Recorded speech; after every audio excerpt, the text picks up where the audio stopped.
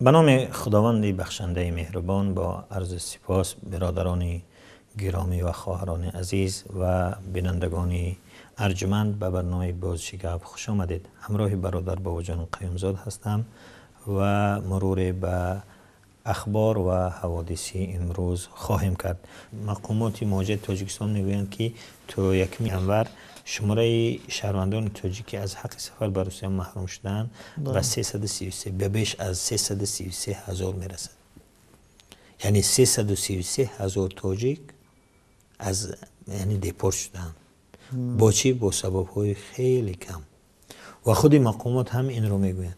تا دیروز مقامات تاجیکستان در مسئله مهاجرت میگفتن که در تاجیک خصوصا در انتخابات رئیس جمهوری 2013 میگفتن که 600 و چند نفر 600 هزار نفر است، ولی امروز میگن که نه، این عدد 3 مهاجران کوری هستند. یعنی قبول دارد که 1 میلیون تاجیک هستند. اینهایی که میروند میآیند، اون تاجیک هایی که در اونجا هستند و شهروندی گرفتن یا سالهای دراز اونجا هستند و بر نمیگردند، اونها حساب نیست. ببین این واقعا که روسیه که با مشکلات اقتصادی مواجه هست و مجبور مثلا این کارها رو دست به این کارها میزند و در برابر اینکه دپورت میشوند برای اون تاجیک هایی که در اونجا هستند با اینکه ارزش روبل اینقدر افتاده است، باز پتنت های گرانی پرداخت میکنند. بله. یعنی واقعا شهروندان تاجیکستان حتی اینجا میگویند که با کوچکترین اینکه در یک جا خطا کرده است در وقتی ماشین راندن یا پلی تلفن را نداده است، اینها سبب شدن که بچه های تاجیک، مهاجرین تاجیک چی کار کنند؟ دیپورت شوند. بله. ببینید شما وقتی درباره مهاجرت حرف میزنیم، من واقعا از آینده خیلی نگران میشم، چون که الان دیگر اکثریت اینها نمیتوانند به روسیه سفر کنند. بله. تمام اینها عائله دارند که مثلا حدودی 4-5 نفر حداقل 4-5 نفر را میخورانند. بله. حالا شاید یکی از سبب‌های اونه که 4 برابر کم شدن ورود پول مهاجران، یکیش همین باشد، یکی از دلایل. بله. و دیگرش این است که الان من نگران از اونم که اصلا حکومت ما هیچ به فکر آینده این مهاجران نیست. فکر نمیکند که این 300,000 نفری که اینجا امسال از حق ورود به روسیه ممنوع شدند چیکار میکنند در تاجیکستان؟ بله. اونها فردا کجا میروند؟ بله. با جای اینکه بیایید با ریش و با سطر و با اینها چخه شوید، بیایید برای مردم زندگی درست کنید، بیایید برای مردم جای کار تامین کنید، کاری کنید که این 33,000 نفر فردا 333,000 نفر فردا دزد رهزن نشوند، فردا همینها گرسنه مانند. اگر میبینید که چی بلایی به سرتون میارن. این واقعیت است. این واقعا برای حکومت ما یک بانگ خطر است. ولی مثل اینکه حکومتداران ما به فکری برایشون هیچ چیزی مهم نیست یا آمادگیشون برای چیزی دیگری هست، نمیدونم. چون اگر اونها این قضیه رو درست درک کنن، باید الکی بانگ خطر میزدن، یک کمیته مخصوص تشکیل میکردن، یا اینکه اون گروهی فوق العاده مثلا برای اقتصاد تاجیکستان که یک کاری میکردن یا جای کار تامین میکردن، رشد اقتصاد با وجود می اومد. امروز واقعا وقتی با داخل تاجیکستان صحبت میکنید شما، مردم واقعا در حالت سخت مشکلی ولی در رسانه‌های رسمی تاجیکستان می‌بینیم که چندین کارخانه ها شدند و چند هزار آدم صاحب کار شدند و اینها زیاد دیده می‌شود. بله زیاد دیده می‌شود، ولی در همه جا باز همون خبرهایی را می‌خونیم که بعد از یک هفته بعد از افتتاحش بسته شد کارخانه. بله. یا اینکه اعلان بسیاری اونها که اعلان نمی‌شوند. ما خیلی کارخانه‌های دروغینی هست که واقعا هم یک ساخته میشن، مثلا افتتاح میکنن به نام فلان و کزان و یک چیزی میکنن و بعدش دوباره از کار ماندن. بسیاری این از یک طرف. از طرف دیگر آخر من مطمئنم که با این نلاگ و انداز و با این فسادی که در تاجیکستان است، هیچ کی در تاجیکستان کارخانه نمیسازد. باز بخصوص از چیزهای باز دیگه، شخصی در زمستان هم برق نیست که این هم بخصوص این هم تاثیر دارد. بله. تاثیر دارد. یک نفر نمیخواد که در یک کشور برای نیم سال کار کنه، نیم سال دیگر کار کردن نتواند. این واقعا یکی از سبب‌هایی که گریز سرمایه در تاجیکستان این نبودی برق است. یکی از کلون روس پیشنهاد کرده است که یوری اولی طبی برای مهاجران هم پولی شود. از اونها پتنت رو اینقدر قیمت کرده ایستادن، در برابری همه این باز میخواهند که یعنی این مقامات روس هم باز میل کردن به سوی جیبی مهاجرین، یعنی اشتهاشون بلند شد. بعد از اینکه پتنت رو بسیار کردن و خیلی فایده های هم گفتم گرفتن، باز میخواهند که یوری اولی طبی برای مهاجران چی شود؟ پولاکی شود. این هم دوباره ما رو به یاد همون گپی برزو می اندازد. وقتی در وطن خودمون واقعا هم وقتی در وطن خودمون برای هر یک وارد شدن به هر یک چیز پول طلب میکنند، اونجا میمونند. بله. در ما رشوه میگیرند، در اونجا میخوان قانونی کنند. طبیعی است. ملتی که در وطن خودش غلام است در اونجا هم غلام میشود. چیکار کرده میتونی؟ یعنی شما باور دارید چی طور پیش بینی میکنید که آیا این پیشنهاد روس در این وضعیتی که روسیه قرار دارد احتمالاً قبول شود؟ ببینید برای روسیه مهاجر تاجیک مهم نیست. برای روسیه اقتصاد خود روسیه مهم است. وقتی که مهاجر تاجیک رو قبول میکند به خاطر پیشرفت میداند که مهاجر تاجیک به اقتصاد روسیه چقدر فایده میآورد و این هم یعنی یک نیروی کاری بسیار ارزان، نیروی کاری بسیار ارزان و به حقوق، هیچ چیزی طلب نمیکند. این با کی لازم نیست. روسیه این رو میداند و این قانون هم به خاطر اقتصاد روسیه اگر لازم داند روسیه بدون شک این رو هم قبول میکند. بله. همچنانه که پتن رو بالا بردن، چیزهای دیگری رو کردن، اینم میکنن، مشکل نیست برای اونها. بله. امروز 19 ینور هست و اکی سهراب شریف خدا رحمتش کنه در همین روز سال گذشته از دنیا گذشت. سهراب شریپوف، اون دانشمند توانای تاجیک، سیاست شناس معروف و رئیس پیشینی مرکز تحقیقاتی نزد پرزیدنت. بله. سهراب شریف واقعا هم یک انسانی فرهیخته که اون مسائل درک میکرد و واقعا این رو میگم که تنها کسی بود که شخصیت پرستی رو نمیتونست. بله. تملق و چاپلوسی رو نمیتونست. بله. و برای همین کاراش بود که و شخصیتی خودش حفظ کرد و همه او را دوستش می‌داشتند. چی مخالفان، چی موافقان در حکومت یا در بیرون، همه مردم سهراب شریپوف احترام خاص داشتند.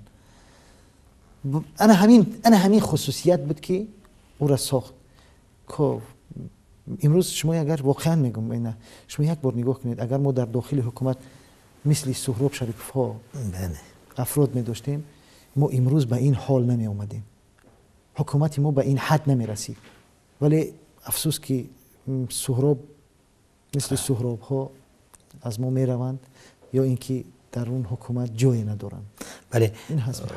واقعا هم در برابر اینکه استاد سهراب شریف خدا رحمتش کند یک سیاست شناس بود، یک آدمی بسیار چی بود، در برابر همه این باز موضع‌گیری های جسورانه جوانمردانه هم داشت. اونه که در 40 سالگی حزب نهضت اسلامی با اومد شرکت کرد و صحبت رو کرد، سخنرانی کرد.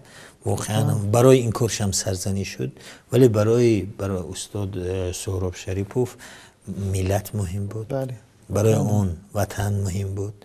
هر چیزی که میگفت واقعا هم رقیبی یعنی سالم بود. درست است. ای کاش رقیبان در تاجیکستان همه رقیبی سلیم درکی مثل سهراب داشته باشند از رقابت. کاش که همگان رقابت رو مثل سهراب بپذیرند، مثل سهراب بفهمند، مثل سهراب درک کنند. ولی افسوس آزادگان نظری چند نفر را در باره استاد سهراب شریف آوردند که آیا نبودن او احساس می شود. مهمانشاه شریف زاده دانشمند تاجیک میگوید که سهراب روحش شاد و یادش گرامی بود، توانست واقعیت مریضی تاجیکستان را بشناسد و او در پی ساختن یک فضای سیاسی سالم سیاسی تاجیکستان بود. واقعا مردانگی عقلی داشت که از دانش و تجربه عمیق او درک میداد.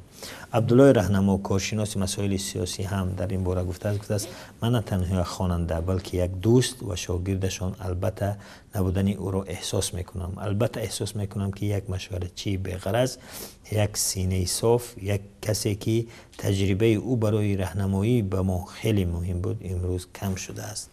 و او باز میگوید که خصوصا حلال بودن در کار و بی‌غرض بودن از خصلت‌های نیک او بود. در یک خانواده زیایی روسته و تمام خصلت‌های یک زیایی زاده را در خود داشتند. دیگر این که بسیاری مردی باسواد و در ساحه خود صاحب سخن. یکی از چیزهای استاد سهراب هم سخنوریش بود. همیشه نفرانی رو که با مشکلی نزدشون می آمدن دستگیری میکردند. سیف الله سفروف معاون اولی رئیس مرکز تحقیقات استراتژی نزد پرزیدنت تاجیکستان هم در این باره گفته است از نقطه نظری وظیفوی هیچ کدام ما خالی نمیماند، یعنی از نگاه وظیفه. اما او میگوید که لیکن جای شخصیت های چون سهراب شریپوف، جای محبت به آنها، ضرورتی شخصیتی مثل سهراب در جامعه همیشه خالی میماند و آن را هیچ کسی دیگر پر کرده نمیتواند. سیف الله سفروف واقعا خوب میگوید، ولی واقعا اگر خیلی خوب میشد که همین موقعیت را در برابر دیگر کسها هم می داشت، یعنی اونهایی که فرزانگان داشتن و اونها را متاسفانه با تروریست و با چی متهم نمیکرد. و اینم همینی که گفتیم استاد سهراب شریپوف یک جوانمردی داشت، یک موضع‌گیری های مردانه داشت. کاش سیف الله سفروف هم چنین جوانمردی می داشت، حداقل در برابر موضع‌گیری، در برابر محیدین کبیری و رهبر حزب حداقل یک نرمیش یک می داشت بهتر بود. ولی به هر حال سیف الله سفروف هم آدمی تا حدود منطقی است، ولی میدونم که در این شرایط نمیتواند که از بعضی چیزها گذشت کند و اگر شاید بعضی سخنرانی هاش به خاطر بعضی مثلا ملاحظه های خاصی خودش است، ولی امیدوارم که روزی میرسد که یک سیف الله سفروف نقش سهراب رو میبازد.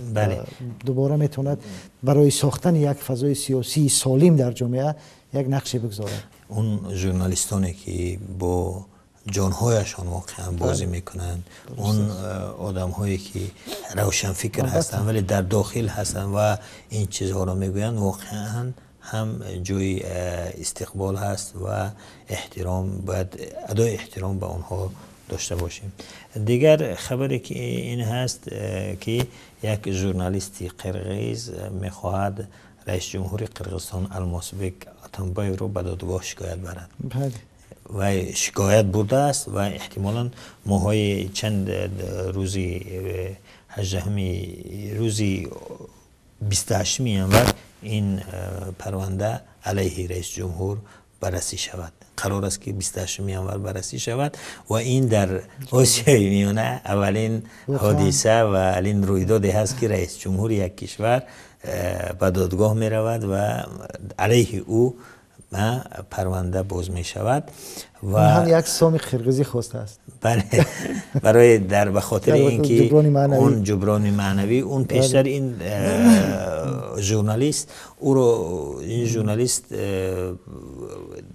دادگاه اون رو از اون جریمه خواسته است، گفته است که شما در حق رئیس جمهور برای که فتنه انداختن دیگر انداختن شما مقصر هستید و اون رو از اون جریمه حدودی 33,000 دلار طلب کرده بود و یعنی یک چیزی که پیشتر با این ژورنالیست با رئیس جمهور مشکلاتی پیشتر هم داشتن و بعد رئیس جمهور این ژورنالیست به دادگاه شکایت برده است که به خاطر آبرو ریختن اون، به خاطر این من از رئیس جمهور شکایت میکنم و حق جبران و جبران پولی 1 سامان یک سام 12 درم خواسته است. بله، این هم واقعا این هم در یک کشوری که همسایه کشوری ما و در کشور ما متاسفانه داریم به اتوریتری و شخصیت پرستی بی سابقه اونجا پرزیدنت رو به دادگاه میارند بله تا که مردمی بودن شای دموکراتی بودن رو اثبات کنن. بله اینجا پرزیدنت رو پیشوا میسازن بله تا نمیدونم چی رو اثبات کنن. پیشوا نه تنها پیشوای ملت و زن اون را هم پیشنهاد شده است که پیشوای زنان ملت زنان اسلامی کشور و شود و احتمالاً دیگر عنوان‌های دیگر هم انتظار بودن ممکن است. یعنی نه تنها ببین دوستی عزیزم وقتی که رئیس جمهوری که در سری قدرت هست اون رو به دادگاه یک ژورنالیستی عادی میکشد واقعا جای فکر است و باید فکر کنیم. در کشور ما امروز رئیس جمهور با اون قرار پیشوای ملت از تمام جوابگاری ها آزاد شده است. حتی بعدی از ریاست. بله یعنی درست است که اینها فایده ای ندارن.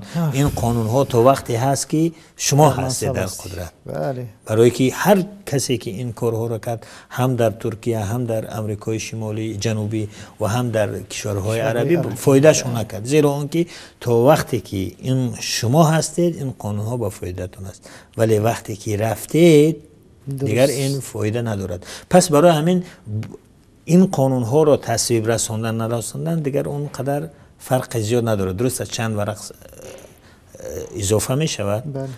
یک گروه از وکیلان مجبور هستند چند چیزا رو تغییر بدن، ولی در عمل همون است که اگر شما تا وقتی در رئیس جمهور هستید شما یعنی هر کاری بخواید میکنید، اما بعدی رفتن دیگر این قانون ها کسی رو فایده نکرده است. حتی در ترکیه سالهای 80 یکی از همون انقلابچیان عسکری همین قانون ها رو کرده است و نوشته است که فرضاً مثلا نام ترکیه نام این کشور ترکیه